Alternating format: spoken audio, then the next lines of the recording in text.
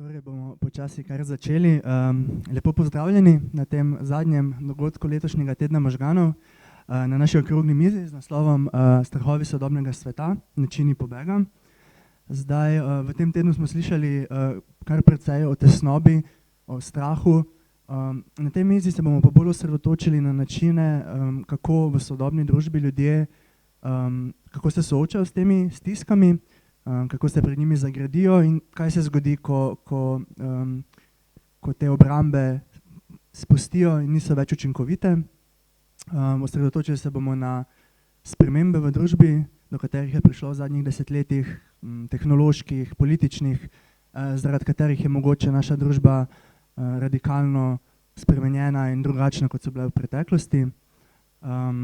Sedaj, preden začnemo, bi se rad še zadnjič ta teden zahvalil našim sponzorjem, FENC-u, Fundaciji Dejna, Ministrstvu za zdravje, Rošu, Adrialabu in seveda tudi Uri Soča, ki nas tudi letos gosti.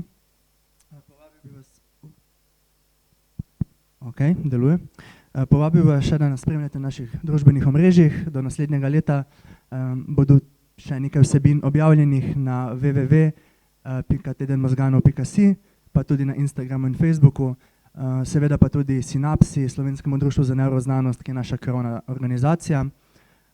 Zdaj, kot je bilo v preteklih dneh, če se vam porodijo vprašanja med okroglo mizo, jih zastavljate preko aplikacije oziroma preko spletne strani Slido, tipkate v brskalnik sli.do in potem vnesete kodo 2780377, ki je tudi vidna tam na steni.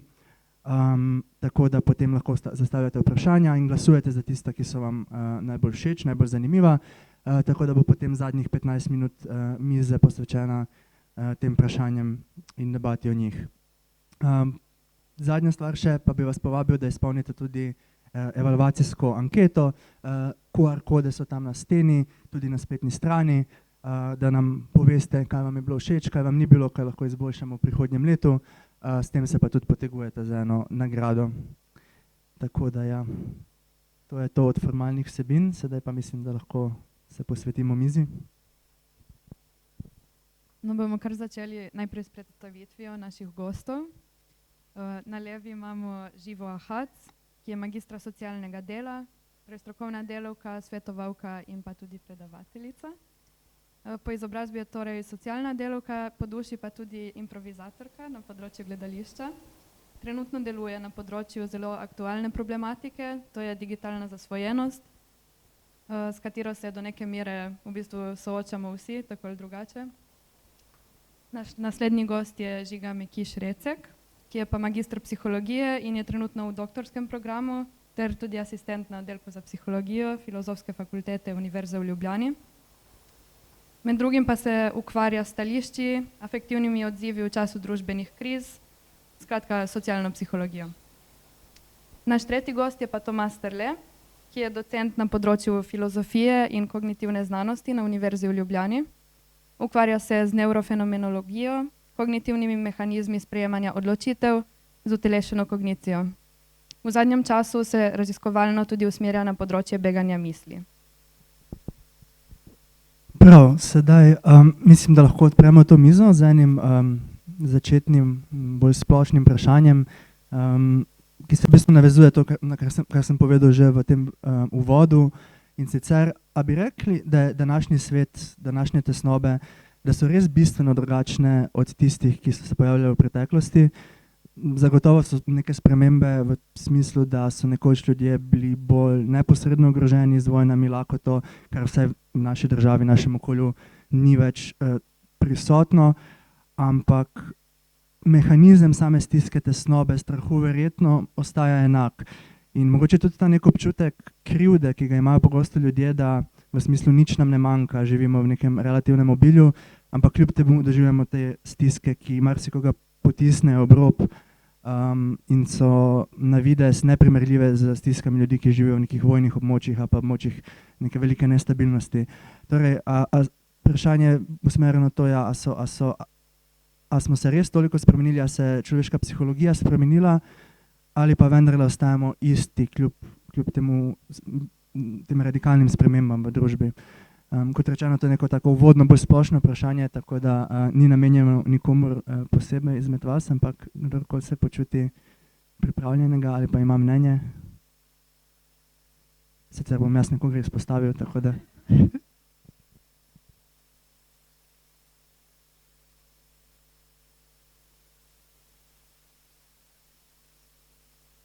Zdaj pa je, ne? Okej. Ja, po moje je težko zdaj objektivno, ne, z vidika psihologije povedati zdaj, a so dejansko krize večje ali pa so krize manjše, ampak ravno kar je tu pomembno je zaznava teh kriz na eni strani, ne. Ljudje nekako relativno vrednotimo v bistvu tudi neko družbeno resničnost glede na v bistvu neke predhodne dogodke.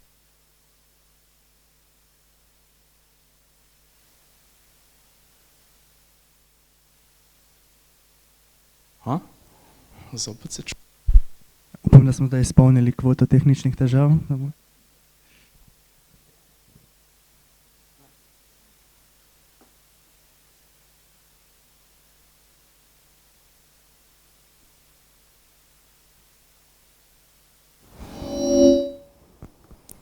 A bo zdaj? Okej, zdaj pa sem izgubil misel, ne.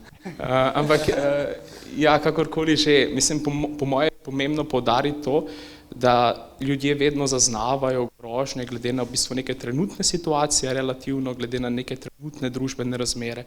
In zaznava groženj pa vemo, da je eden izmed pomembnih motivatorjev konec koncev tudi iskanje v bistvu nekih pojasnil v bistvu tega, kaj se v bistvu v družbeni resničnosti dogaja, ki so pa lahko take ali pač drugačne.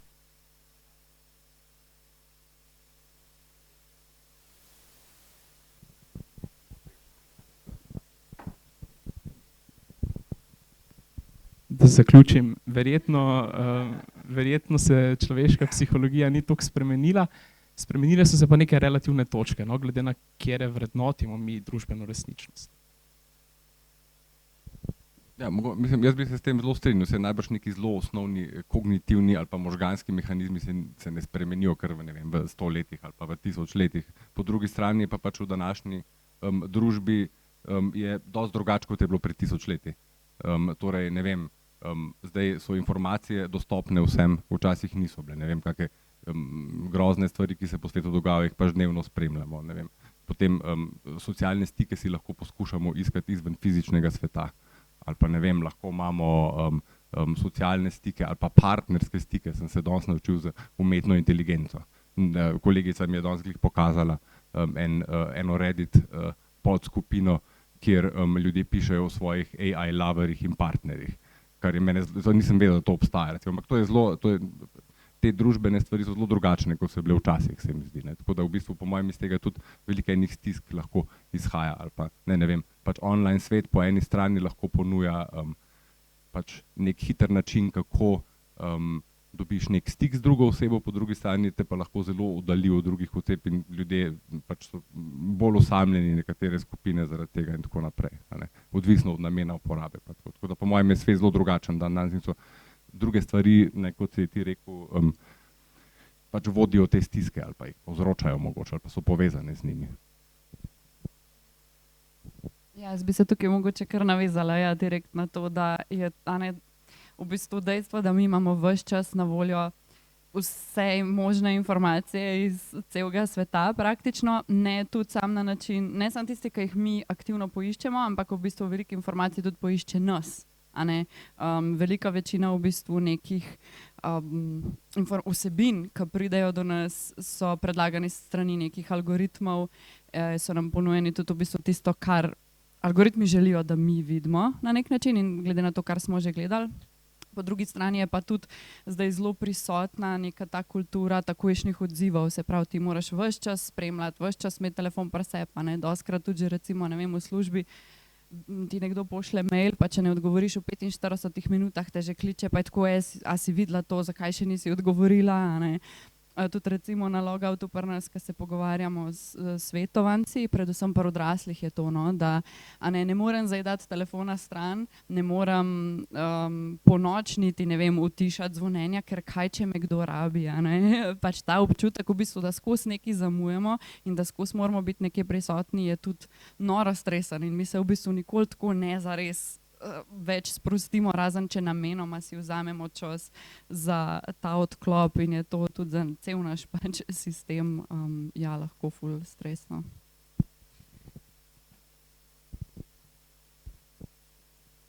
Ja, govorili ste nekaj o tem nekako preobremenjenosti s temi notifikacijami oziroma obvestili pa stalno dostopnostjo. Kaj pa recimo nek umik v digitalni svet? Je to lahko tudi neka pozitivna stvar, ki je nekako ta meja med zasvojenostjo in nekim oddihom oziroma umikom? Ja, jaz bi rekla, da vsi imamo neko potrebo po umiku in to je čisto normalno. In tudi v redu je, da mi en del tega na spletu nekako zadovoljimo, pa se včasih umaknemo tja. Problem je takrat, kadar je to naš edini način, da se mi lahko sprostimo ali pa odklopimo, zaradi tega, ker tudi v resnici, ne vem, če ste kdaj pri sebi opazili, ampak tudi kadar gremo mi malo počivati, ne vem, na telefon, na družbena omrežja, po tem počitku nismo zares neki ful spočiti, ponavadi še bolj pod stresom pa znervirani, pa težje se zberemo, pa gremo na neke druge naloge. Tako da je pol težava je to v bistvu, kadar je to edini način, pri katerem se mi lahko odklopimo, je pa lahko v neki meri tudi to zelo v redu in zelo dobrodošlo in jaz tudi, pa kot svetovalka na logoutu si z veseljem prvoščam, pač včasih tako počitek s scrollanjem, ampak da so zraven še druge stvari.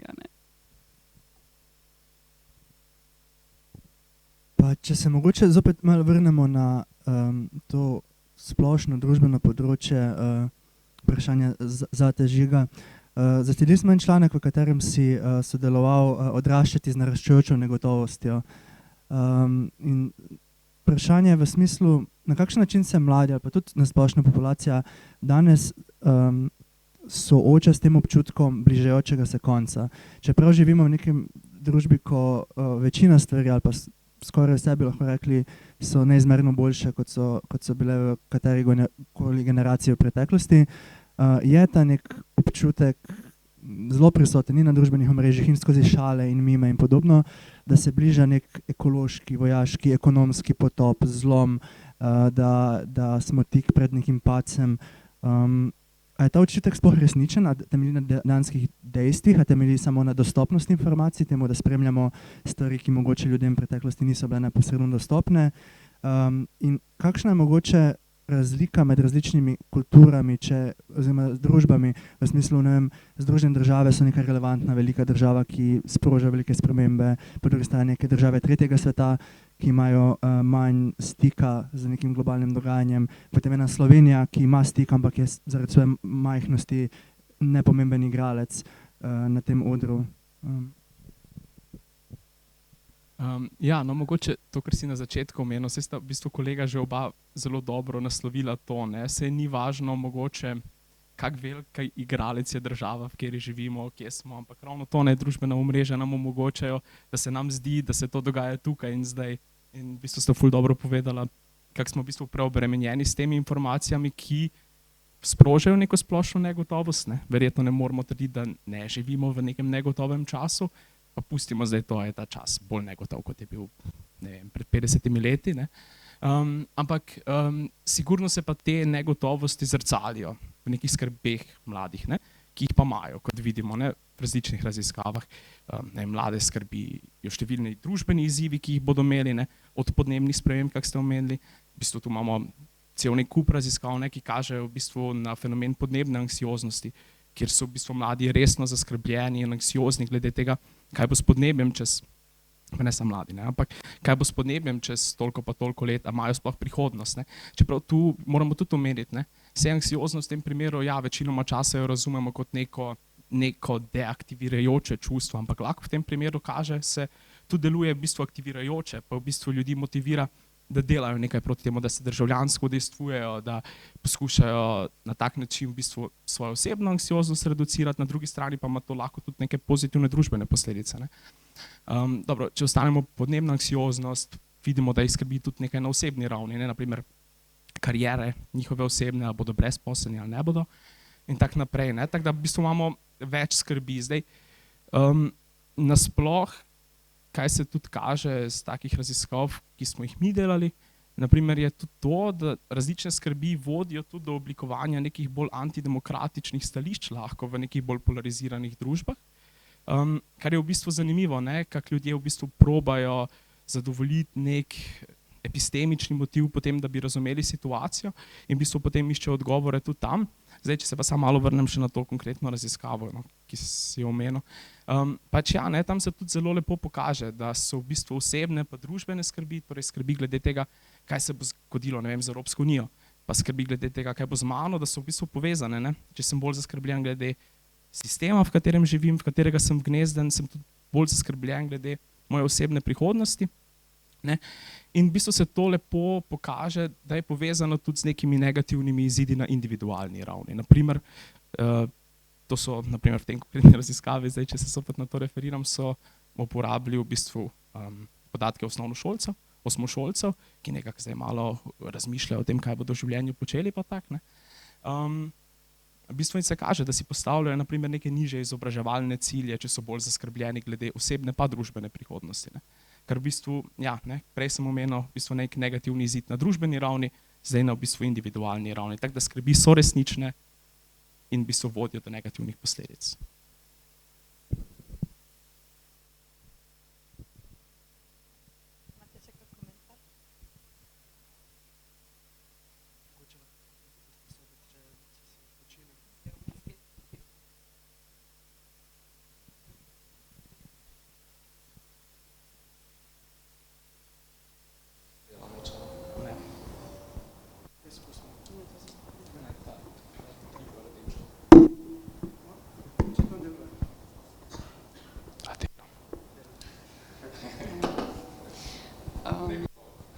Da vidimo, ja, okej.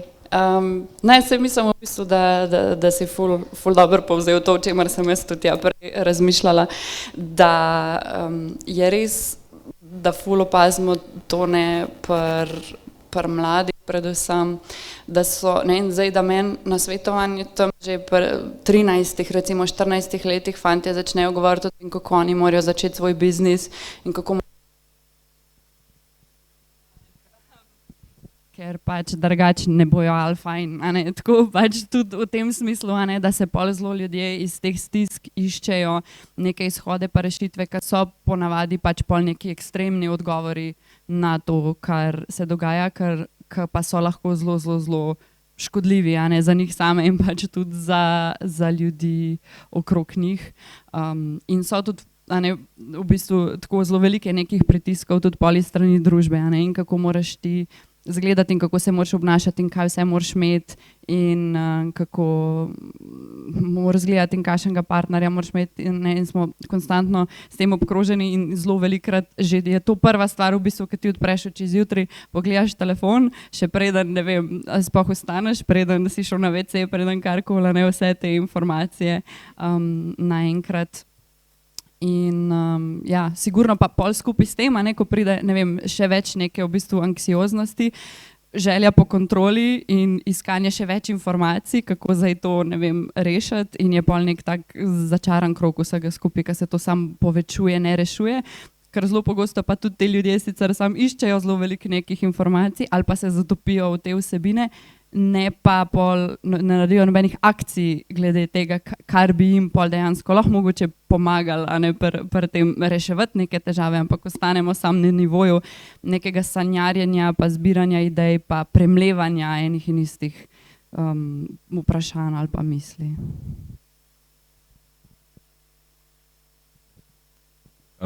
Mogoče bi jaz tukaj še dodal, jaz imam tudi tak občutek, da v naši družbi je zelo pač in mi to gledamo skozi neko popolno lepoto, optimalnost, učinkovitost, uspešnost, to je zelo nekako v ospredju teh raznovrstnih vsebin, pa neke klime v družbi se meni zdi, z ene cele seveda. In to po mojem je za ljudi zelo zastrašujoče na nek način, ker pač vsi ne morejo biti najlepši pa najboljši. Mislim, pač ljudje so samo normalni ljudje, v resnici smo, no.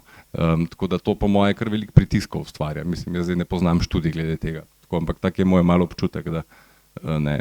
In seveda pol z raznimi spletnimi vsebinami tam pa ne, razni influencerji so lepi ali pa uspešni ali pa ne vem, pač neki, ne, in pa se otroci zgledujejo po njih in imajo pol lahko težave zaradi tega, po mojem, ne.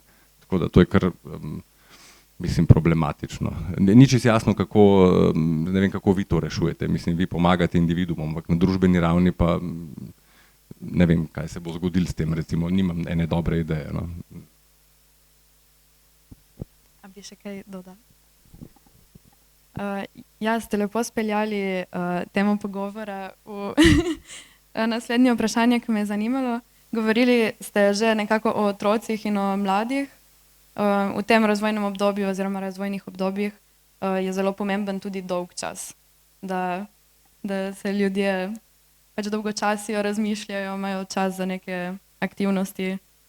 In mogoče v današnjem svetu, kjer je neka ta pretirana stimulacija digitalnega sveta, kot sem že prej rekla, ta konstantna obvestila, pa tudi ti si omenila ta dostopnost, konstanten pritok informacij, kako se sploh pred tem nekako ubraniti, mogoče bolj specifično vprašanje, no. A je danes za otroke in mladostnike, pa tudi odrasle, no, sploh prostor za to neko beganje misli za nek dolg čas, mogoče za te, Toma? Mislim, prostor obstaja sam po sebi, po mojem, ampak ljudje si ga po mojem velikrat ne znajo vzeti, ker nekako so navajeni drugih stvari, da skozi nekaj počnemo, pa tako naprej. Po mojem je pač, po mojem, kar se mene tiče, je za mnoge stvari zelo bistveno, da imamo pač nek čas, ko ni zdaj ciljno usmerjen ali pa ko ni treba biti učinkovit, ali pa se to ne pomeni, da je treba biti dolg čas takrat, ali pa ne pomeni, da tavaš z mislimi, ampak pač, če tega časa nimaš, je po mojem mnenju, ne vem, ne moreš, težko potem o kakih stvarih reflektiraš, težko, mogoče težje dobiš kako novo idejo, mogoče sebe težje spoznaš, pa tako naprej. Tako da, mislim, iz mojega vidika tudi osebnega je pač nek prosti čas, ki ni ciljno usmerjen, ful bistven, a ne. Ne vem, če si jaz sebe zamislim, da pišem članek za člankom zelo ciljno usmerjeno, ne vem, to malo smisel tudi zgubi, to jaz moram to začutiti pa razmisliti, ampak to pomeni, da moram tudi biti na vrtu in tavati z mislimi, recimo, a ne. Pa tako naprej, a ne.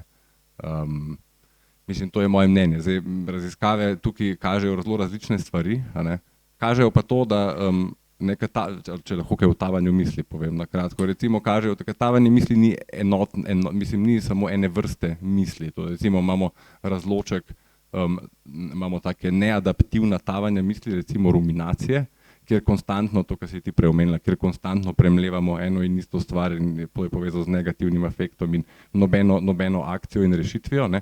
Imamo pa tudi druge vrste tavanj misli, ki so lahko prijetno planiranje prihodnosti ali pa refleksija o nekih osebnih stvareh, pa tako naprej, ki se kažejo, da so zelo uporabne ta tavanja misli. Ruminacije niso toliko uporabne iz študij, uporabne ne vem zato, da bi se boljš počutili, recimo, ampak druge vrste tavanja misli pa so in po moje so bistvena, a ne. Zdaj, seveda, tukaj bi jaz še to rekel, da to sem zdaj tako na splošno rekel, ne, ampak seveda pač hudič se skriva v detajlih, a ne, kakšne stvari počnemo, kaj mi hočemo doseči za tavanje misli, kakšne učinke tavanja misli gledamo, je to, kako to na pozornost vpliva, ali na kreativnost, ali na naslednjo nalogo, ali na splošno naše življenje, na zadovoljstvo in tako naprej, tako da to so v bistvu zelo kompleksne stvari po mojem v resnici, ne, ampak tako v splošnem pa tavanje misli tako ne ruminatorno ima pozitivne učinke na nekatere stvari, no to kar veliko študij kaže. Mogoče bi sem tu imel eno podvprašanje, ko si rekel, da saj si lahko vedno vzamemo ta prostor pa ta čas, ampak recimo za mlajše generacije, oziroma te najmlajše sedaj, ki so recimo od 1., 2. leta odraščale recimo s tablicami konstantno ali pa konstantno, se pravi, da res, da je konstantno bil nek zunanji stimulans in da tudi mogoče to tavanje misli smo se mi naučili skozi odraščanje, da smo pač bili sami s sabo in da je bilo da so se misli nekam usmerile v pozitivno ali negativno smer, v kolikšni meri pa bo to za prihodnje generacije sploh možno, z to nenehno obkroženostjo, z video vsebinami, z igrami, z vsem, kar nam onemogoča, da bi se dolgočasili, ne? Da bi imeli ta nek svoj prazen prostor, ki se potem lahko zapolni z nekimi mislimi. Ja, mislim, to je super vprašanje. Jaz sem mislil, da nasplošno, če pogledam življenje ljudi, teoretično obstaja čas za to. Absolutno je pa to dober point, da pač ne, otroci, ko se navadijo na to, da pač, ne vem, so na telefonu skozi pa tako naprej, jaz imam osebne izkušnje s tem, ker imam 2 otroka in one 2 bi to jih vleče v to smer, ne, jaz pa to probam preprečevati seveda, ne. In to je veliko lažje, da greš ti na neko napravo, kot da bi zdaj sedel in si pol zmislil, zdaj bom pa to delal, ne. Tako da to je v bistvu treba gojiti pri otrocih, kakor se to da, se to ni tako simpel, ne. Mislim, kjerkoli to po mojem ti veš več o tem, starši imajo problem s tem, zato ker so pač samo ljudje in pač ne, ta vzgoja in delovanje z otroci, tako da se pravih navad naučijo, ni toliko lahko, ne. Po drugi strani je pa to kar nujno, po mojem, ne, da ni samo neki, ne, ker to je res, če ti celo življenje si neki delal, ne vem, do 20 leta, pa bo še naprej tako delal, mislim, ne nujno, ampak tako da.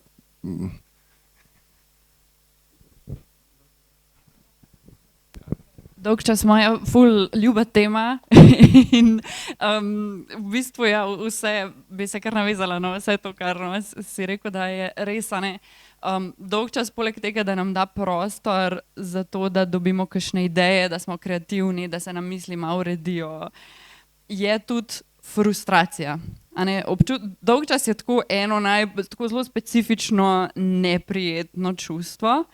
In jaz kar tako na recept pišem pač dolgčas svojim svetovancem, zaradi tega, ker, a ne zdaj spet, ker so telefoni toliko priročni, ker jih skozi lahko imamo s sabo, ker ne znamo, a ne že v trgovini, ko čakaš v vrsti, vzameš telefon ven pa nekaj prčkaš, ko čakaš na avtobus, ko si v neki socialni situaciji, ki ti je malo neprijetna, zato da pač, a ne se ne vidi zdaj, da je meni bed, da ne vem kam se obrnem, da nobenega ne poznam, pač sem na telefonu in tam se mi nekaj dogaja. In v bistvu ne znamo več biti sami s sabo pa svojimi mislimi in smo skozi imamo zapolnjen ta čas. Tudi, ko se vozimo nekam, poslušamo podcast, ko kuhamo, gledamo serijo zraven, ali je pa televizija v zadju zelo velikokrat prižgana, različni načini pač, da se zapolni ta prostor pa čas. In je nujno, da se in moramo se pač malo tudi prisiliti, to pač odrasli se lahko zase tako odločimo, da to naredimo, otrokom moramo pač mi malo organizirati ta čas tako. Je ful v redu, da jim je dolgčas, malo jim mora biti dolgčas, ker pol tudi dobijo ideje, kaj bi lahko počeli, a ne, in to jim omogočimo tako, da jim pač odvzamemo naprave, ker če bojo imeli naprave, mislim, za neko časovno obdobje, a ne, če bojo imeli naprave na voljo, bojo pač vedno posegali po temu, zato ker to je easy dopamin.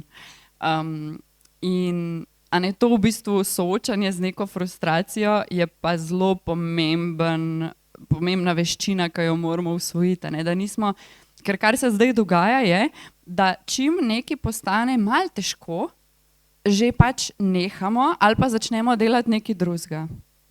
Že tudi recimo, kar se tiče tega pojava second screeninga, se pravi to, da mi recimo gledamo 2 ekrana hkrati. Da ti gledaš serijo, a ne, Netflix je tudi zdaj začel delati zelo enostavne serije, take, kjer se recimo vsebino pove 2-krat, 3-krat na zelo dobeseden način, zato ker vejo, da smo ljudje zraven pač na telefonih, in ne spremljamo tega, kaj se dogaja v seriji. In a ne čim nekaj rata mal, ne vem, da je tam nekaj mal neprijetno, da je mal dolgočasno, da je ena scena mal dolgo traja, vzameš telefon pa pogledaš pač, kaj se tam dogaja in pol v bistvu ne spremljaš niti tega, kar se dogaja na telefonu, niti tega, kar se dogaja v seriji. In to je zato, ker tudi mal ne znamo več pač, ja, biti s to frustracijo in če to že otrokom odvzamemo zelo zgodaj, a ne, se pravi, takrat, ko, ne vem, morajo pač jesti pa nočijo, ko se jim češe lase, ko se jim striže nohtke, pač to je za njih frustracija, takrat v tem obdobju. Če mu daš ti takrat ekran, bo on se ne bo naučil se soočati s tem in tudi bo vedno posegel po nečem, ali po ekranu, ali po substanci, da mu tega ne bo treba. Ne? In zdaj, če ti ne znaš niti serije 45 minut pogledati, brez da bi zraven delal nekaj drugega, kako boš pol bral, se učil, bil v nekih pogovorih, ki mogoče niso najbolj prijetni ali pa napredoval, a ne, v bistvu karkoli. A ne. Zdaj veliko ljudi tudi v resnici ne more več na stranišče iti, brez da nima telefona zraven. A ne.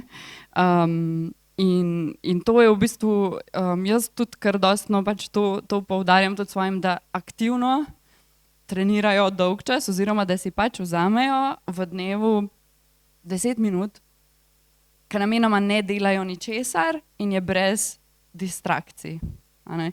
To in da neke te, to pa itak, osnovne življenjske potrebe zadovoljujemo brez ekranov, ne, ker pa prijemo do tega, da ti ne moreš zaspati, ne moreš se zbuditi, ne moreš na WC, ne moreš jesti, brez tega, da imaš ekran zraven, pa to pa pač res je težava. Ne, in odgovor za to je, vzem si čas, da ti je dolg čas, namenoma.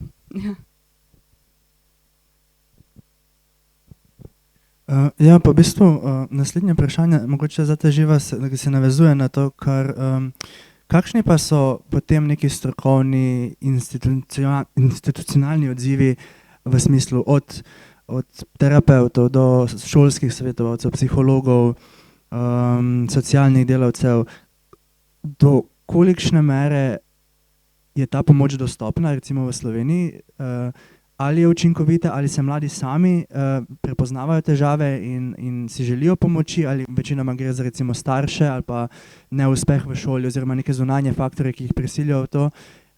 In kako sploh to deluje recimo pri nas v Sloveniji, na kakšne načine, da smo se največ ukvarjali s spletom recimo, in kje je glavna distrakcija verjetno oziroma pač neka tehnologija. Kako to deluje pri nas? Se pravi, kar se tiče nekih prekomerne uporabe spleta ali pa celo zasvojenosti v tem smislu. Ja. Se pravi, ja, pri nas je tako, da zdaj vedno več delamo, tudi na splošno se mi zdi, da se ljudje zavedajo tega, da je to težava in tudi opazijo to in prepoznajo in so pripravljeni nekaj glede tega narediti. Zdaj, da bi mladostniki imeli prav gorečo željo potem, da manj igrajo igrice ali pa so na družbenih omrežjih, pač to ne, a ne. Večinoma je tako, vsaj pri nas, pa si predstavljam, da tudi v drugih oblikah pomoči, da jih pripeljejo najprej starši, ampak zelo pogosto, ko se mi z njimi pogovarjamo, sicer to je bolj tam, ne, od starosti nekak 14 naprej, da oni imajo lahko ta uvid mal, oziroma starejši mladostniki, so tako, rečejo, ja, sej v resnici sem malo preveč. Nočem biti manj, ampak vem, da sem preveč, a ne tle. Se pa tudi zgodi, da kakšni mladostniki nas sami pokličejo ali pa sami pridejo k nam, tudi to se zgodi, ampak to so kakšni malo starejši. Kar se tiče tega, imamo pri nas, se pravi pač Logout, potem center Štekar, vem tudi, da je v Mariboru, imamo pa tudi oblike pomoči za odrasle, kar se tiče digitalnih zasvojenosti različnih v psihiatrični bolnišnici Idrija, tisti, ki se odločijo. Imamo pa tudi mi program skupaj z MKZ Rakitna, je pa digitalni detoks, ki je pa malo bolj intenziven, je pa v bistvu gre pa tukaj, to je pa tudi za mladostnike do 18 leta, za popoln odklop od digitalnih tehnologij za 3 tedne, a ne? Ker to naj bi bil ta čas, ki bi se potem nazaj to ravnovesje vzpostavilo, a ne? Ker so možgani v bistvu dopaminsko čisto izčrpani, če smo mi res zelo veliko časa na spletu.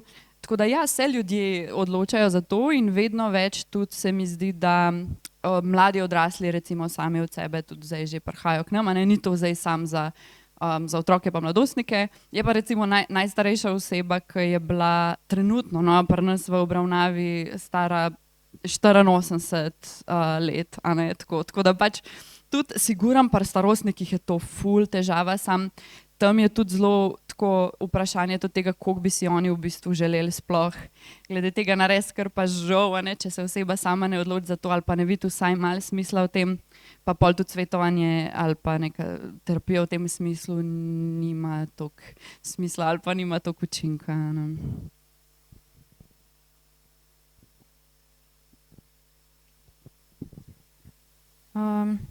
Ja, mogoče zanimivo ste zdaj ne ste si, no, pardon, si omenila starostnike. Kaj pa neki drugi načini pobega, poleg tega pobega v nek digitalni svet, a poročajo tudi o kakih drugih načinih oziroma nekih strahovih, pred katerimi pol probajo pobegati? Se pravi,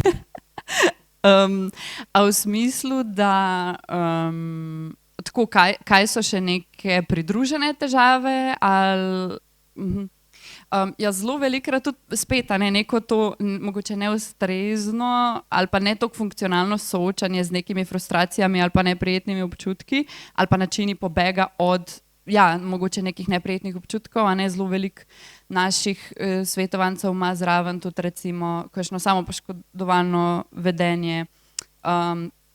Včasih gre tudi, a ne, za zlorabo nekih psihoaktivnih substanc v kombinaciji potem recimo z igranjem, motnje hranjenja, tudi motnje hranjenja v povezavi s samopoškodovalnim vedenjem v bistvu zelo velikokrat grejo skupaj. Tako da to so te neke glavne, no, kar se jaz zdajle spomnim, no, da tudi, kar bi lahko, ne vem, a se to zdaj kvalificira kot pobeg, ampak ja, na nek način tudi, a ne, neko samo zdravljenje ali z alkoholom ali z hrano ali z, ja, tako v tem smislu. Mislim, zdaj mi je na pamet padlo, vse ne vem, v kateri meri je to res, prosim, ampak pač meni se zdi, da se v današnji družbi pojavlja tudi nekak umik iz fizičnega, socialnega sveta, torej ti si raj doma ali pa si raj online ali pa tako in to, mislim, mogoče sem jaz že toliko star, ne vem, to je tudi možno, ne, ampak pač najbrž to za ene stvari ni toliko dobro, da si ti nekako bojiš iti ven v svet, ne, zato ker svet pa obstaja še vedno, pa tudi vprašanje, kako resnično si ti gradiš, če nisi v interakciji z drugimi ljudmi pač dovolj, recimo, ne, to po moje še en tak pobeg mogoče, ki mogoče ne prinaša vedno glih dobrih posledic. Ja, ne, sam da se navežem na to, kar si povedal zdaj, v smislu, ja, in lepo vidimo, naprimer, tudi z vidika vsebine na družbenih omrežjih, naprimer neko popularizacijo, ne vem, introvertiranosti, kot nečesa, kar je okej, kar je seveda je okej, ne me narobe razumeti, ampak v smislu negrajenja tudi nekih socialnih veščin, ki so ful pomembne, vemo, za razvoj in tako naprej. In točno to se pol zgodi, ne, ljudje idejo na neka družbena omrežja, ker imajo v bistvu nek nadzor nad samo situacijo, hkrati pa to počejo predvsem tisti, ki nimajo socialnih veščin, kar še poglablja njihov manko socialnih veščin, ne. Ter imamo pa tudi ta spektr neke psihologizacije, pa v bistvu nekega, lahko bi rekli celo, ja, fetišiziranja tega, da je okej biti introvertiran, da je okej se ne družiti, kar je seveda okej, ampak zopet do nekih meja, ki nam pol omogočajo tudi doseganje nekih razvojnih nalog, pa tako naprej, ne. Ja, mogoče bi jaz tukaj še nekaj rekel, saj to po mojem se, ne vem, me zanima vajno mnenje tudi ali pa mnenje drugih, ampak vseeno najbrž je od namena, recimo zakaj ti uporabljaš socialna omrežja, odvisno, kakšne bodo posledice tega. Ne vem, sem zadnjič naključno eno študijo nedavno naletel, ki kaže recimo, da ne vem, starejši ljudje, ne vem, mislim, da to je nad 50 ali nad 40, ne vem, v bistvu imajo kar velikokrat pozitivne učinke tega, da so na socialnih omrežjih, ker njihov namen je, ne vem, da ohranjajo stik z družino, pa da se socialno pač udejstvujejo, pa tako naprej, ne, mlajši ljudje, mislim, to ta študija kaže, to je ena študija, pa ne vem, pač 18 do 30 ali 35 so bili, se mi zdi, pa kaže, da v bistvu se ful več, kaj se dogaja, ko so na socialnih omrežjih, tem mlajšim ljudem, da se recimo bolj primerjajo, pa bolj to za svojo identiteto povezujejo, pa tako naprej in ima to negativne učinke, tako da v bistvu namen in način, kako se tega lotevamo, je pomemben tudi, no, po mojem, in tudi seveda, mislim, jaz ne bi rekel, da socialna omrežja in online svet in igrice, da to so najbolj grozne reči in so same slabi efekti tega, nikakor ne. Zdaj, ker smo malo bolj to poudarili, zato sem to hotel tudi izpostaviti, da sej, pač to je zelo kompleksen sistem v resnici, ne.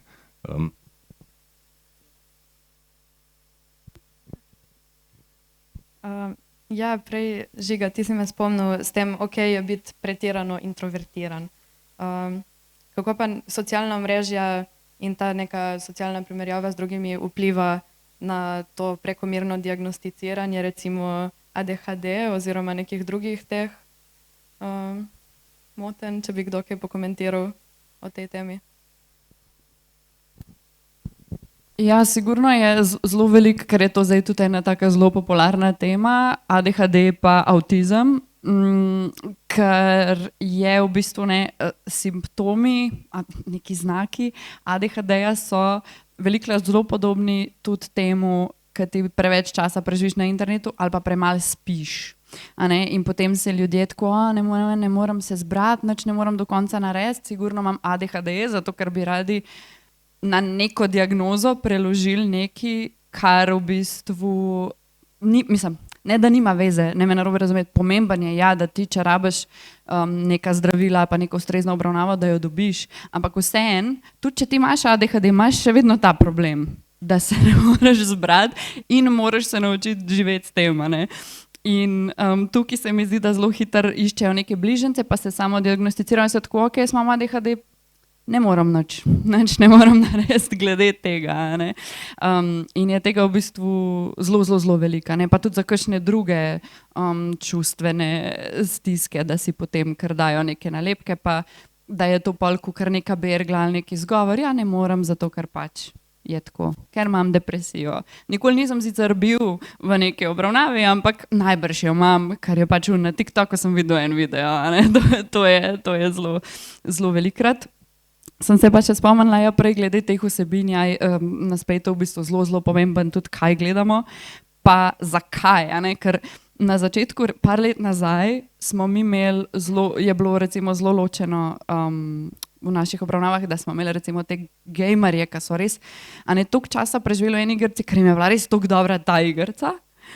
Zdaj, večinoma, kar se pogovarjamo, je v bistvu, ja, pač ne vem, nekaj igram, pa zraven sem na TikToku, zato da pač mine cajt, da je sam to, sam to. Zato, ker mi je pač dolg čas, ne vem, kaj naj počnem, zato da dan gre mimo, in pol dnevi pač kar grejo in smo v bistvu v tem umiku se pol kar nekako noter zasidramo in tam rata udobno in pol tako ostane, ja, to sem samo še hotela prej.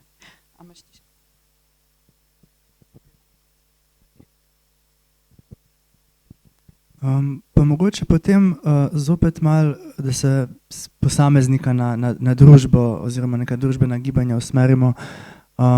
Nekako deluje, mogoče tudi zaradi dostopnosti informacij, da zelo narašča eno število teorij zarot, nekih fanatičnih gibanj, političnih, verskih ali pa nekih skupnosti, ki potiskajo oziroma gojijo neka zelo specifična mnenja o demokraciji, o ženskah, o čemerkoli in potem to nekako deluje kot ena pozitivna povratna zanka, da se te osebe recimo na spletu in drugo dobivajo zmeraj več informacij, ki potrjujejo njihova mnenja. Na koncu tudi zdaj recimo v volilni kampanji lahko vidimo, da če nekdo sledi posamezni ideji, stranki, ideologiji, bodo zmeraj več podobnih vsebin dobival in na koncu ima v bistvu neko tako ozko grlo informacij, ki sploh pridejo do njega. Zdaj, vprašanje je v smislu, a gre to za nek nov pojav, ki je posledica teh vseh stvari, o katerih danes govorimo, ali pa gre za neko potrebo človeka po odgovorih, po osmišljanju, po tem, da ima nek koherenten odgovor na vprašanja v življenju in da je potem ta ena stvar ideologija ali pa teorija zarote, ki pa vse razloži od vrha do dna.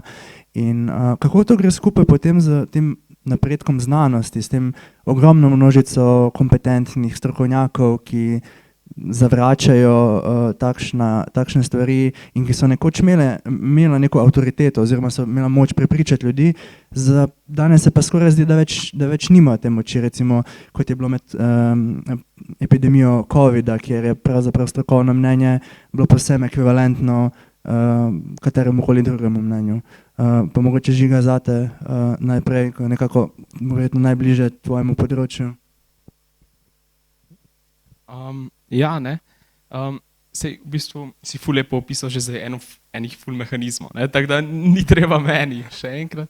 Ampak ja, no, če se dotaknemo ravno teh povratnih zank najprej na družbenih omrežjih, ne, imamo fenomen sobodmeva, kjer se v bistvu dogaja točno to, kak si povedal, ker ja, ljudje dobijo neke neposredne povratne informacije, neko socialno validacijo, da njihovo stališče in mnenje je v bistvu pravilno. Zdaj, ravno kar sem bral zanimivo študijo, ne, ki je kazala, da načeloma, v Ameriki seveda, ampak dobro, ne, če unfollowaš nekega influencerja, ki podpira oziroma ki na nek način neke politične vsebine ful deli, se v bistvu kaže, da se zmanjša neka sovražnost do nasprotne politične skupine pri posamezniku v času. Ne. Da v bistvu, ja, to na nek način kaže, da imajo influencerji res pomembno vlogo tudi pri spodbujanju afektivne polarizacije, v smislu torej v bistvu nekega sovraštva do nasprotne politične skupine, pa v bistvu neke ljubezni do moje lastne skupine. Ne. In da v bistvu, ja, družbena omrežja imajo tu eno ful pomembno vlogo. Zdaj, in v bistvu se to na nek način povezuje tudi z nekimi ekstremnejšimi ideološkimi prepričanji na eni strani, pa teorijami zarote. Ne. Zdaj, ja, zopet je težko povedati, kaj se dogaja v času, ali se je kaj spremenilo, ne. Ampak ja, lahko pa psihološko nekako rečemo, da imamo neke take osnovne motive pa potrebe. Po eni strani, kot si povedal, ne, neke epistemične, potem, da bi razumeli situacijo in zdaj, če situacijo na nek način razumemo na nek bolj preprost, razumljiv način, v bistvu zadovoljujemo tudi eno ful pomembno potrebo po varnosti. Ne.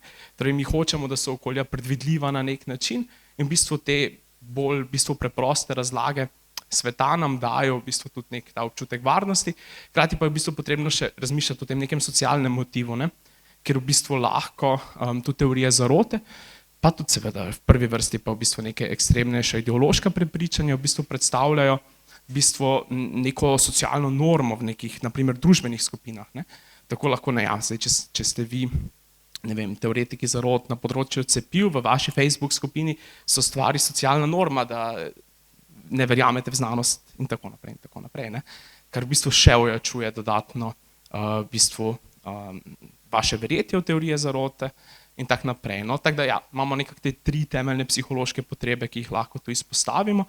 Zdaj z vidika nekih skrajnejših ideoloških prepričanj, ne, pa v bistvu vseeno zaznavamo nek tak trend, ne, v katerem se je v bistvu veliko pisalo v zadnjem času v Sloveniji, ne, obrat mladih moških desno, naprimer in podobno. Ne. In v bistvu ja, je bilo že veliko izrečenega na to temo, pa če še jaz enkrat ponovim, lahko to razumemo kot nek odziv na v bistvu neke negotovosti in v bistvu, ko čutimo v bistvu mi neko negotovost, podobno kot smo prej govorili pri teorijah zarote, iščemo neke strukture, iščemo neke jasne odgovore in definitivno nam skrajne ideološke razlage te odgovore v bistvu tudi ponujajo. Tako se naprimer kaže, da ti ljudje tudi v večji meri, ne vem, spoštujejo pa v bistvu preferirajo neke jasne družbene hierarhije, tudi če so oni čisto na dnu v teh hierarhijah. Ali pa spoštujejo naprimer neke avtoritete, tako na področju vzgoje na eni strani, tako na področju v bistvu vodij držav in tako naprej. Ne. In v bistvu, da je vse to, če malo zdaj kontekstualiziramo s tem, kar ste še vidva povedala, ful povezano tudi z eno nizko toleranco do v bistvu negotovosti, ne?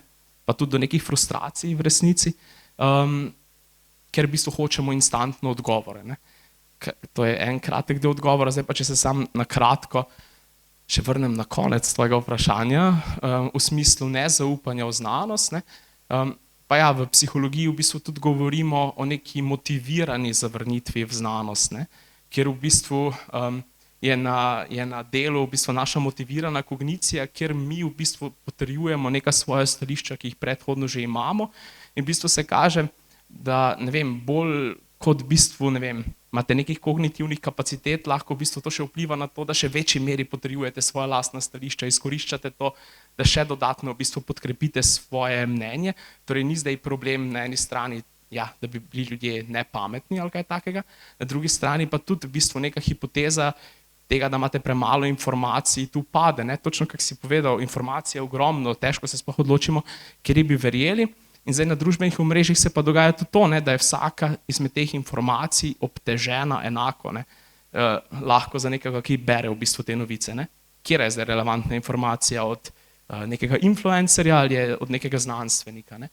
In v bistvu cel ta sklop v bistvu še spodbuja v bistvu neke temeljne tudi spoznavne procese z vidika motivirane kognicije, kot pravim, ker v bistvu ne morete zgolj z novimi informacijami spremeniti stvari, kar se v bistvu tudi kaže konec konca pol pri teorijah zarote, ki so v bistvu nek hermetično zaprt sistem, ne, kjer so v bistvu te teorije lahko tudi dokaj kompleksne, ne, pa imajo neko veliko razlagalno moč, ampak nove informacije, ki prihajajo od nekega izven tega v bistvu informacijskega mehurčka, v bistvu tega mehurčka ne bodo razdrle. Ne? Okay, zdaj sem veliko povedal, tako da dam vama. Eno podvprašanje, mogoče neposredno vezano na to, se deloma si omenil, ampak kdo je pa potem, še zmeraj se ne spustimo vsi tako daleč, da bi šli do nekih teorij zarot ali pa za res ekstremnih gibanj.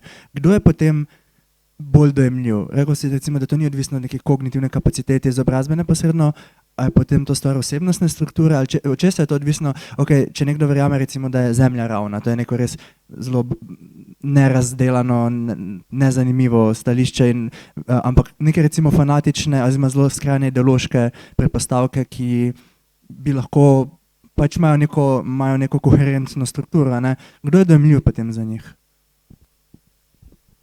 Jaz mislim, da se moramo tu zopet vrniti k temu vprašanju, kje potrebe zadovoljujejo te razlage, pa potem iz tega izpeljati, kdo je najbolj dojemljiv za njih. Naprej, tudi naše raziskave načeloma kažejo, da so ljudje pogosteje, naprimer v nekih stresnih situacijah med COVID-om, ko so naprimer imeli težjo obliko COVID-a ali kaj takega, da so v bistvu bolj verjeli v teorije zarote, če so imeli manj socialne opore.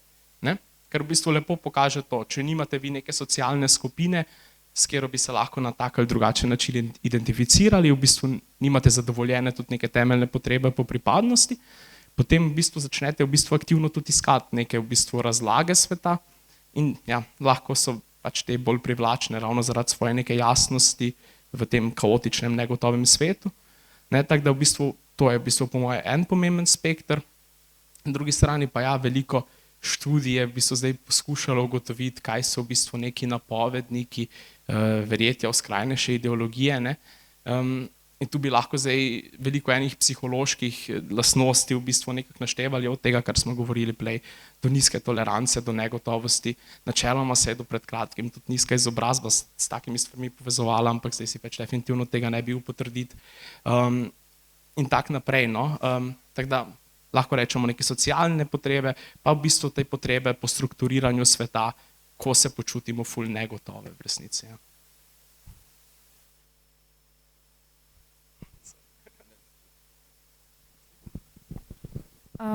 Meni se je zdelo še zanimivo, ko smo prej govorili o temu nekemu umiku tradicionalne vrednote kot posledico neke negotovosti. Kaj pa obratno? Ker zdaj se veliko mladih se mi zdi odloča, da ne bojo imeli otrok zaradi neke te negotovosti. In mogoče je to neko nasprotje tradicionalnim vrednotam, če bi kdo to malo pokomentiral.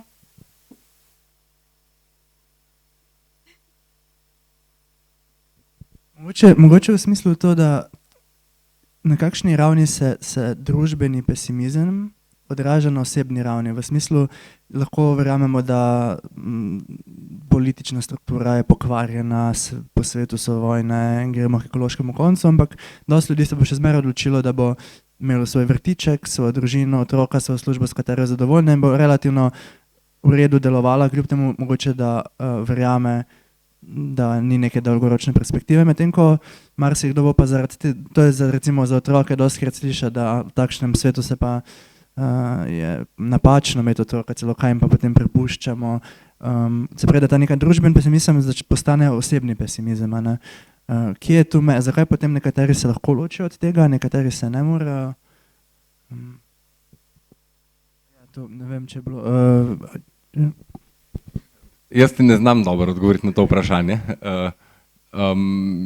Je pa ne vem, mislim, to je po mojem z mnogimi stvarmi povezan, z mnogimi lastnostmi ljudi, situacijami, v katerih so ljudje bili vzgajani, z njihovim življenjem, okoliščinami, ne vem o čem vse. Po mojem tukaj ni, mislim, moja intuicija mi pravi, da tukaj ni enostavnega odgovora na to. Je pa mogoče, ne vem, to, s tem, kar smo začeli, to je samo ena misel, prosim, pač nek ta občutek, jaz moram vse te stvari narediti, ne vem, skrbeti za svoje telo, zdravo živeti, lep moram biti, dobro kariero moram imeti, itd. Pa si mogoče ljudje težje predstavljajo, da zdaj bomo imeli pa še otroke ob vsem tem. Mislim, to je tako, prosim, to ni zelo znanstveno ali pa karkoli, kar sem rekel, to je neka moja intuicija, ki je lahko čisto napačna, ne, ampak mogoče neko izhodišče. Tako da, zakaj res si pa ljudje manj otroke želijo, pa ne vem v bistvu. imata vidva še kako idejo? Ali pa vidva? Mislim, ja, mogoče jaz tudi nimam zdaj neposredno odgovora v bistvu na to vprašanje, samo mogoče ja, ne, to, kar sem v bistvu prej povedal, je v bistvu tudi pomembno, pa mogoče je smiselno omeniti, da ja, neke družbene skrbi so povezane z osebnimi skrbmi, ampak ja, se pa tudi v resnici kaže, da v bistvu nek tak prelom obstaja, ne. In zdaj, na primer, študije, ki nekako poskušajo v bistvu tudi gledati, kak v bistvu optimizem vpliva na konec koncev neke življenjske poteke ljudi, tudi v bistvu longitudinalno kažejo, da ne vem, neki mladostniki v zgodnjem mladostništvu, ki so bili bolj optimistični glede tega, kaj se bo zgodilo v prihodnosti, so imeli pol v zgodnji odraslosti v bistvu boljše izide. Imeli so službe, ne vem, ki so bile bolj plačane, imeli so boljšo socialno mrežo, bili nekako bolj socialno integrirani, ne. Tako da v bistvu se kažejo neki pozitivni učinki v bistvu nekega optimizma, ki lahko na primer tudi deluje kot nek blažilec ali pa nek varovalni dejavnik pred nizkim družbeno-ekonomskim položajem, za katerega vemo, da lahko ima neke negativne posledice na to, kje na koncu ljudje v bistvu pristanejo v življenju, ne? Ker v bistvu neke družbene strukturne neenakosti očitno lahko tudi nekako s nekimi psihološkimi mehanizmi prehodimo. Ja, zdaj direkt odgovora na to, kje je zdaj meja med v bistvu nekim osebnim pa družbenim optimizmom ali pa pesimizmom, verjetno je to težko pojasniti, ja, pa kak je v bistvu rekel že Toma, odvisno od nekih vrednot, ki jih imajo ljudje, odvisno od tega, v kolikšni meri internalizirajo te vrednote in tak naprej. Tako da je to tudi po moje zanimivo raziskovalno vprašanje v resnici, ne. Ampak ja, to bi jaz mogoče dodal tu še ta sklop.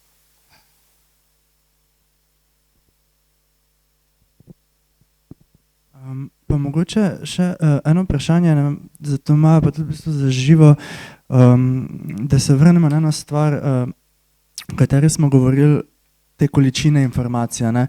V smislu, da človek je nekoč evolucijsko odraščal, živel v zelo omejenem okolju, ne, ni imel veliko informacij, verjetno se celo življenje ni premaknil daleč od svojega mesta rojstva.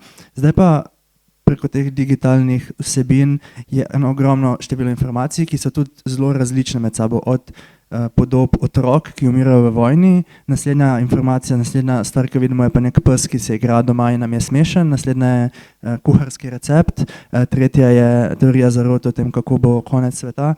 Na kak način, to je mogoče neko bolj kognitivno tudi vprašanje, ljudje, človeški kognitivni aparat takšno količino informacij procesira, kako obteži določene informacije kot relevantne ali nerelevantne, kako se takšna pestra skupina stvari, ki smo jim izpostavljeni, brez neke rdeče niti, sploh potem odrazi na tem, čemu bomo posvetili pozornost, kaj nam bo sploh pomembno.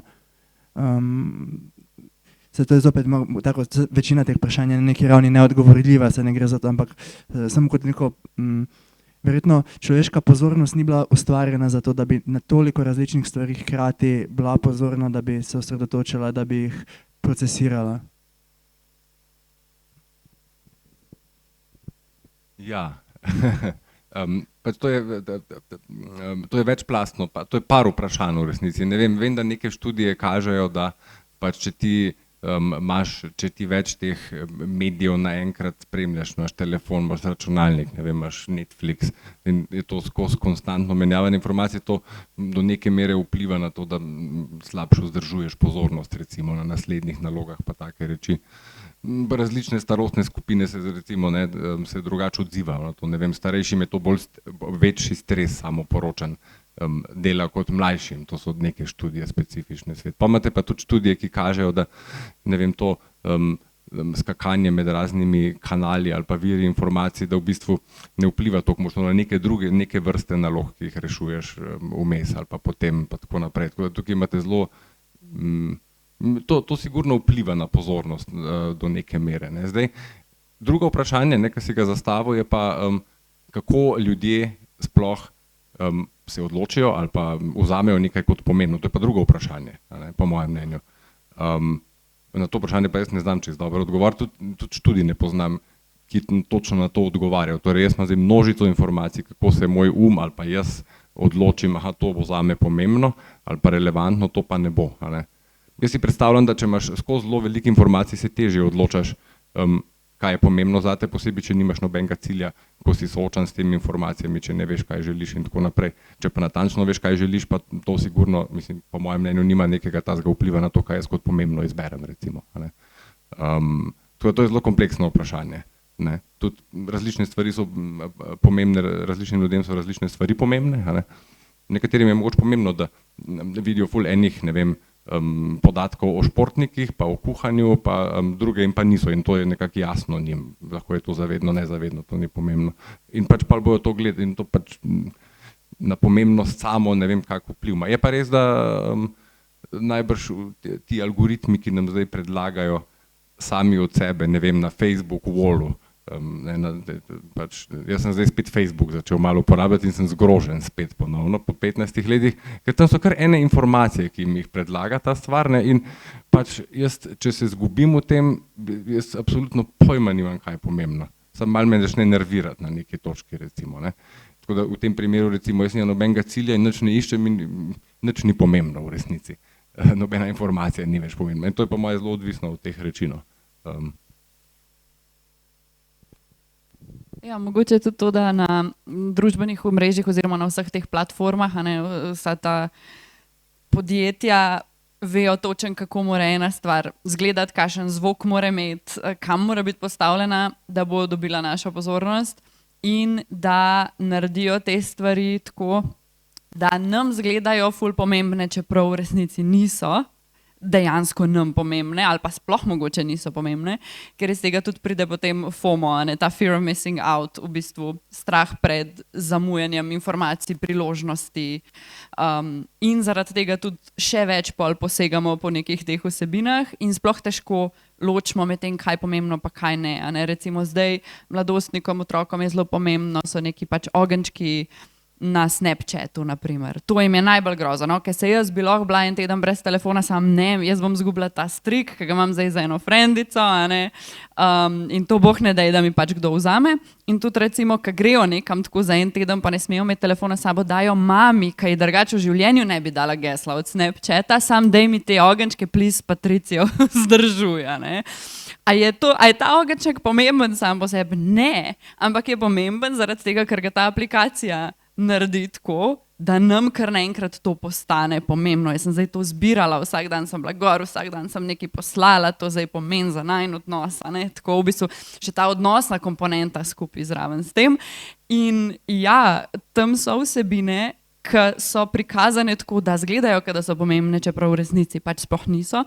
In pol je zaradi tega še težje se odločati in pol zaradi tega včasih res gremo z nečesa, kar je pomembno. Naprimer, ko si s prijatelji na kavi čistko in dobiš, ti zavibrira telefon in čeprav tebe ful zanima to, kar se pogovarjaš, pogledaš na telefon, pa sploh ne veš, kaj je gor, ampak v resnici pogledaš tudi glih sam za to.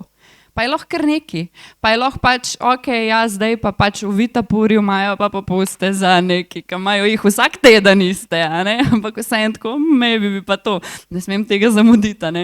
In glih zaradi tega je tudi težko se odločati, kaj je sploh pomembno, ker vse zgleda pomembno in nič ni pomembno, a ne. In najlažje si pol to nekako mal olajšaš, da si sam to omejiš in rečeš, ej, pač 2 uri na dan max, pa čau, a ne, ali pa kakorkoli je pač to za vas, ne vem. Ampak tako, a ne, ja, je to težko odločati, ker tudi je pač ta prefrontalni korteks nam pol to pač čist zmede in pol pa sploh se v bistvu še težje nadziramo, a ne.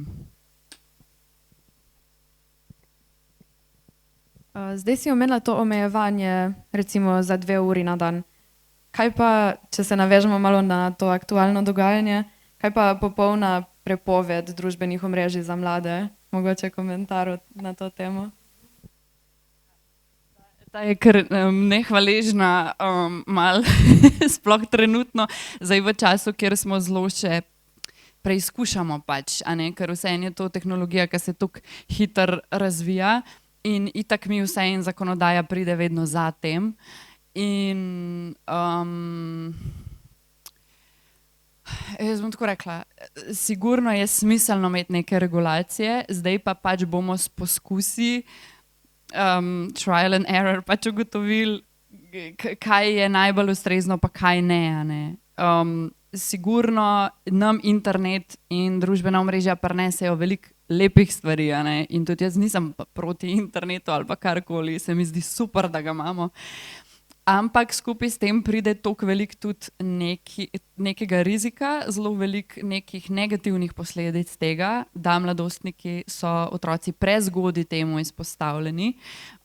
Tudi ne samo zaradi časa, ki ga preživijo na zaslonu samo po sebi in posledično potem več sedijo in nimajo motivacije za druge stvari in vse ostalo, ampak tudi zato, ker so zelo bolj izpostavljeni oglaševanju, recimo, in zato, ker so potem ali pa kakšnim zelo neprimernim vsebinam, vrednotam, to, kar smo že prej govorili, ne? Ker marsikateri starši recimo sploh ne vejo, da medtem, ko ti gledaš nekaj na, ne vem, na TikToku ali pa na YouTubu, da ti lahko pridejo zraven neke vsebine, ki so neprimerne, oglasi za ne vem, spletne kazinoje, influencerji, ki jih oni spremljajo, ki sicer igrajo igrice in to je super, zraven pol še neke energijske pijače pač promovirajo, a ne, in te stvari. In poleg tega, da pač so predatorji tam, kjer so otroci, kar je pač na družbenih omrežjih pa na platformah, kjer so igrice za otroke, a ne. Zdaj, kar se meni zdi absolutno pomembno, da pač to zaščitimo. Tako da, ja, neke regulacije bojo, pa jaz mislim, da bo vedno bolj šlo v ta smer, pa smiselno, da so, da niso starši sami v bistvu v tej bitki, a ne, da je to kot družba moramo pač skupaj stopati pa se zmeniti, ampak to je pa pač tako vedno izziv, a ne, sploh, kjer ni zdaj enega, ki bo rekel, takole je in pač ostali, kakor hočete, ampak ja, da je zdaj smo pač v tem spet pač negodovem obdobju, ko bomo verjetno naredili par kiksov, preden bomo ugotovili, kaj je najboljša pa najbolj smiselno, ampak sej včasih je tudi se nam zdelo noro, kaj ne moram noter kaditi, zdaj pa pač bi bilo čuden, če bi, a ne, tle zdaj si jaz pač čik pržgal, mislim, ok, tle specifično res bi bilo to zelo čuden, ampak a ne, tako v notranjih prostorih pač, kukar za alkohol ali pa za cigarete isto za to, no.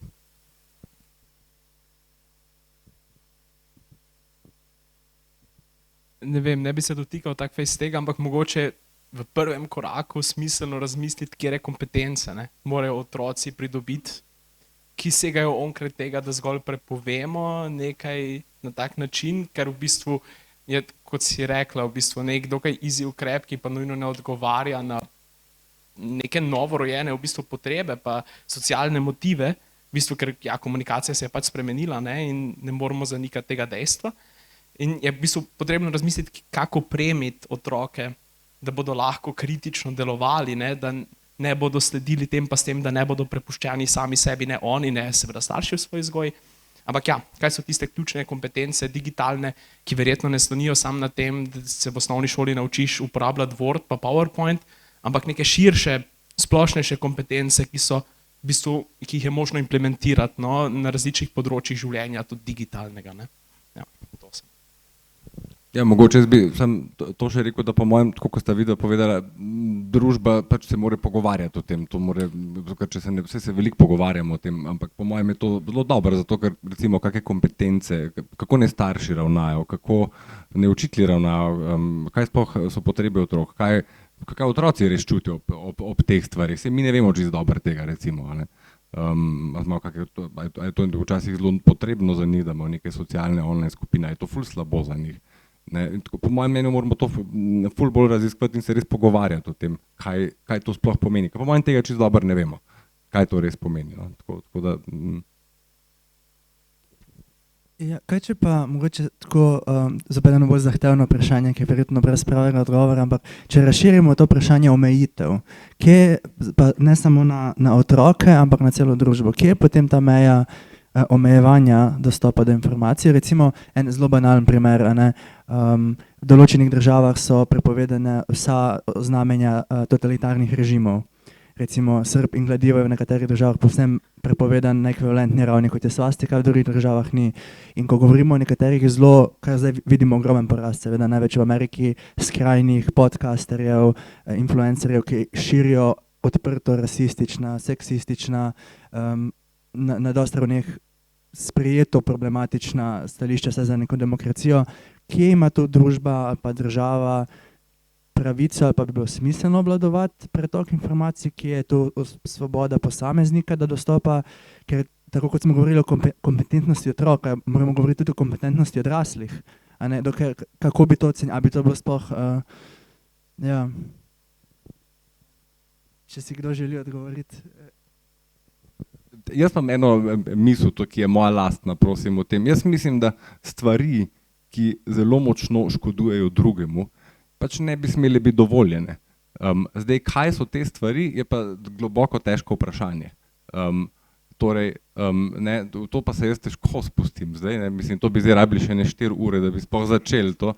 Ja, to je etično, pa to je tudi vprašanje odločitve tega, kaj hočemo biti kot ljudje, pa kaj ljudje sploh hočejo. Saj jaz hočem neke svoje stvari, ti hočeš neke svoje, ampak nekdo drug hoče pa neke druge stvari. Ampak jaz mislim pa vseeno, da neka ta etični občutek, da nočemo škodovati drugim, to bi mogel biti nek temelj družbe, a zdaj to vodi v regulativo, prepovedi ali ne, ampak vseeno, če to zgubimo kot družba, se meni to ne zdi najboljša stvar. To je zdaj apropo raznih zelo radikalnih, ne vem, si podcasterjev omenil ali koga.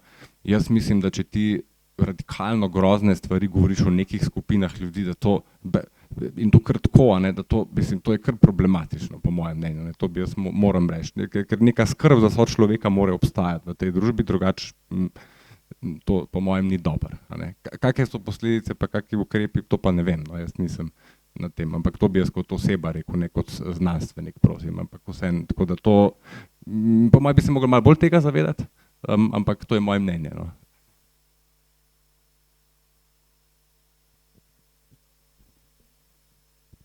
Mislim, zopet ni direkt odgovor na to vprašanje, ja, ker je to širše družbeno vprašanje verjetno, ampak vseeno pa vidimo, ne, da v družbah, ki zaznavajo na primer več nekih groženj, postajajo tudi neke socialne norme striktnejše in v bistvu živimo v nekem času konstantnih groženj, tako simbolnih, tako realističnih, ki jih v bistvu zaznavamo na vseh nivojih, ne.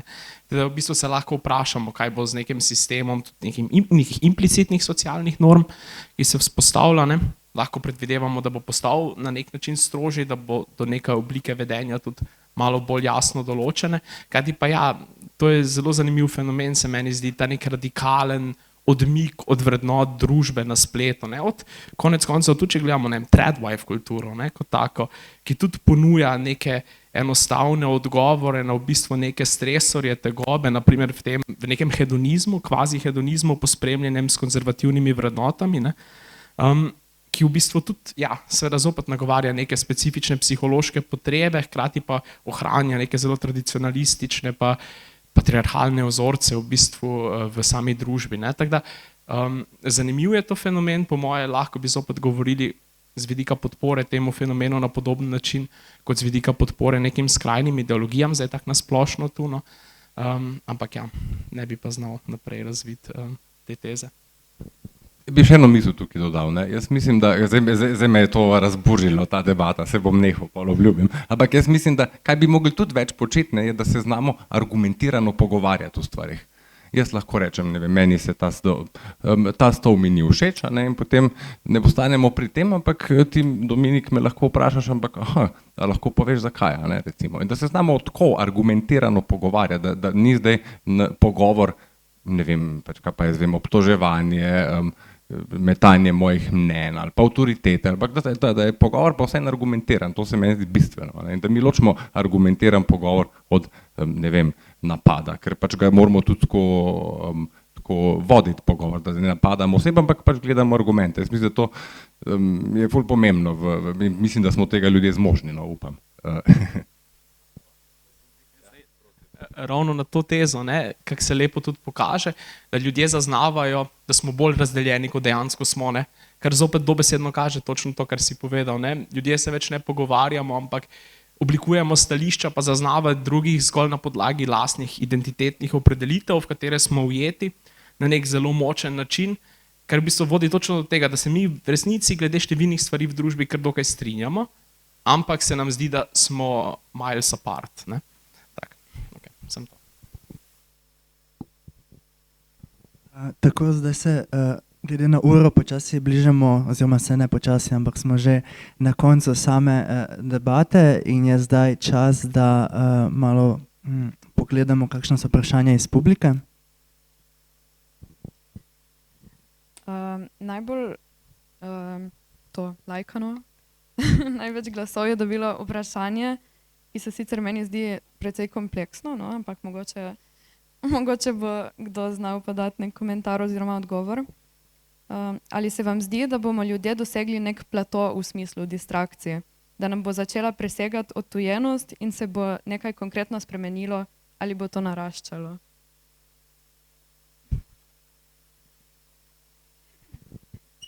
Jaz upam, da obstaja nek plato in bomo se začeli prijazno družiti drug z drugim spet. Ampak to je, se upravičujem, da ne znam odgovoriti za res na to vprašanje. Jaz nisem kognitivist, tako da se bom.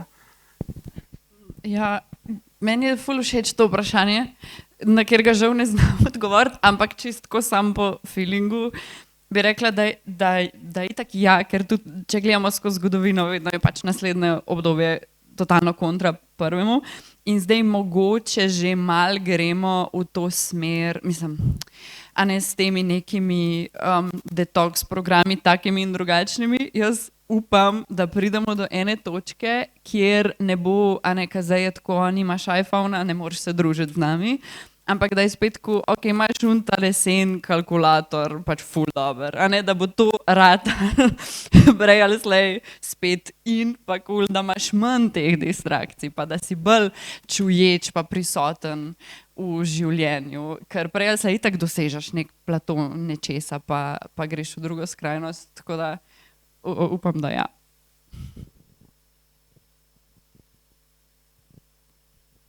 Ok, potem naslednje vprašanje.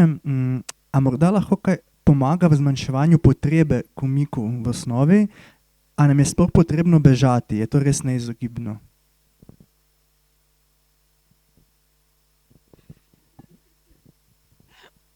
Ja, to je tudi v bistvu, meni se zdi to ful pomembno vprašanje, tako pri sebi tudi, da se vprašamo, ne, zdaj, zakaj jaz zdaj rabim skozi nekaj? Rabim kavo, da se zbudim, pa rabim pol nekaj, da pomirim to anksioznost, ki pride skupaj s kofeinom. Pa pol nekaj, da se zaktiviram, pa pol nekaj, da se sfokusiram, pa pol nekaj za to, a ne.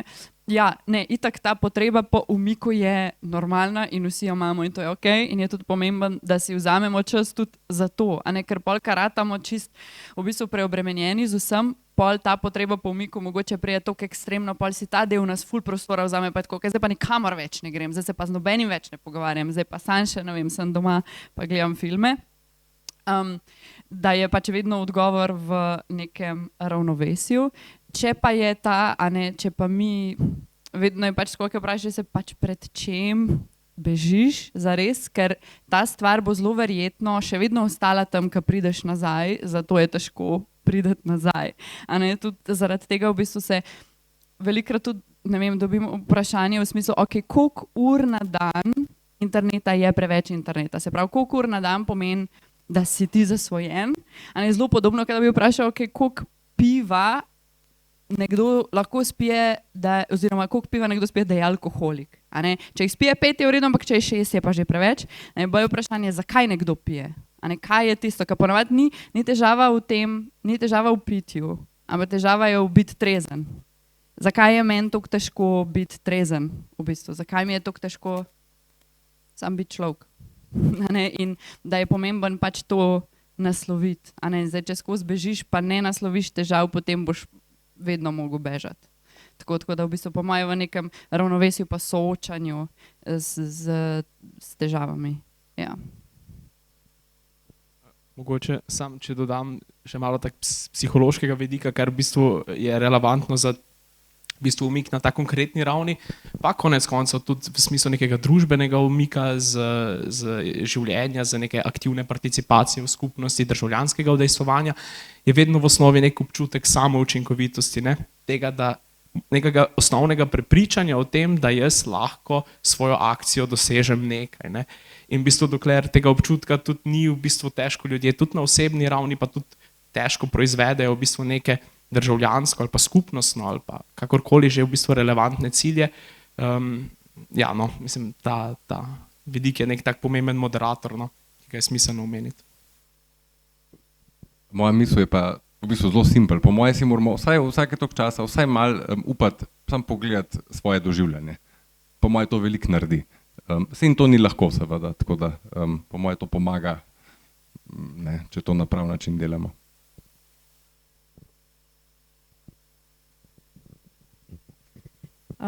To vprašanje predvidevam, da je za Živo. Kakšne so vaše izkušnje z mladostniki v navezavi s pojavom digitalne demence?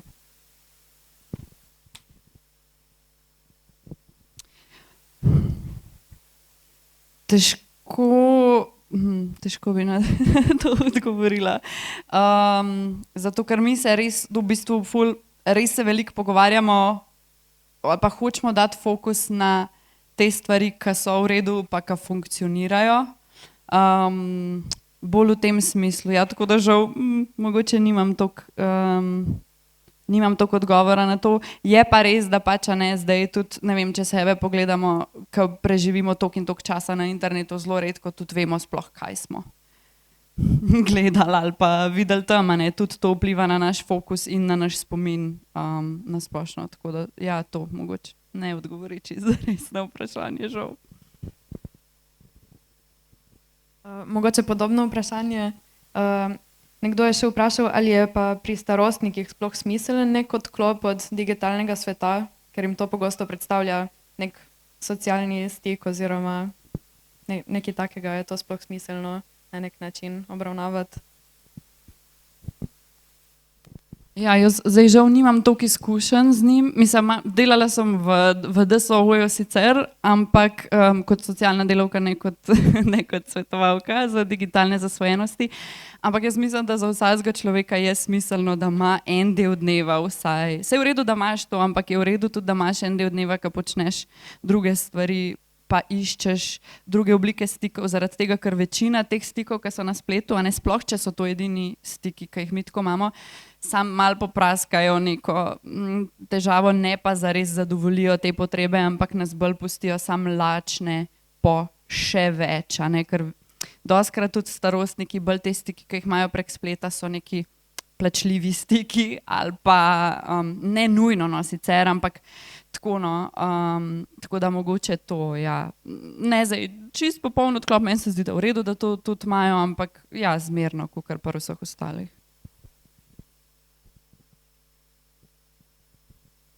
Pa mogoče imamo čas še za zadnje vprašanje. A je beg nujno povezan s trendi?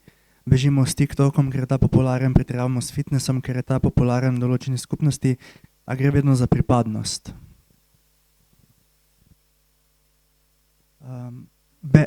Bežanje, te umik oziroma iskanje, a je povezan, a je to del, se pravi, neke pripadnosti z neko skupnostjo, ki to uporablja, ali je... Ne vem zares odgovor na to vprašanje, ampak intuitivno bi jaz rekel, da z obojem seveda. Socialna pripadnost je zelo pomembna, trendi so pa tudi pomembni, tako da po mojem z obojem, zdaj kaj več pa, znaš ti nam kaj več povedati?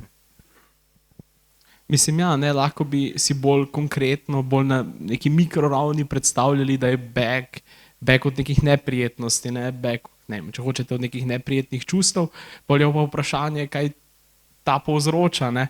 To je pa seveda zdaj nekako tudi lahko do določene mere družbeno do določene mere odločeno od vaših osebnih preferenc, od vaših nekih značilnosti, ki jih imate, ne. Da verjetno v osnovi so, ja, neka neprijetna psihološka stanja, pred katerimi bežimo, ki jih povzročajo številne stvari, zdaj od vaše interpretacije teh stvari pa je odvisno, a boste ta negativna stanja doživljali, ne.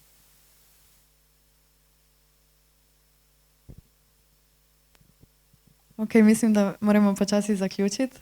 Torej, rada bi se zahvalila vsem, da ste si vzeli čas in za vaše odgovore in znanje in izkušnje. Še enkrat se bom zahvalila našim sponzorjem, torej FENS-u, Fundaciji Dejna, Ministrstvu za zdravje, Rošu, Adria Labu in vsem drugim sponzorjem in donatorjem, pa seveda tudi Uri Soča za ta prostor.